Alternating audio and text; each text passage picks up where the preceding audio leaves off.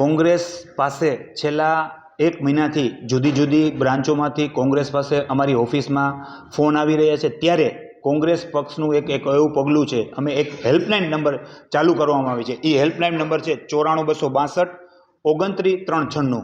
જે ભ્રષ્ટાચાર મુદ્દે જે આ સરકારીમાં જે ઓફિસોમાં ભ્રષ્ટાચાર માગે છે એ અમારો સંપર્ક કરી શકે છે। એ લોકો જે અરજદાર હશે એને ન્યાય આપવામાં આવશે, એટલે અમે હેલ્પલાઇન નંબર ચાલુ કરવામાં આવી છે।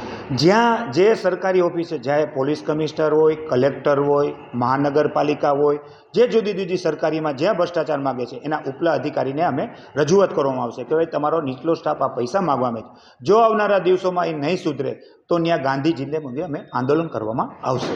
હજી અમે ગઈકાલે જ અમારા પ્રેસ મીડિયા અને ઇલેક્ટ્રોનિક મીડિયામાં ગઈકાલે જ જાહેરાત કરી છે। આવનારા દિવસો જેવો પ્રતિભાવ મળશે એનો પૂર્ણ અમને ખાતરી છે।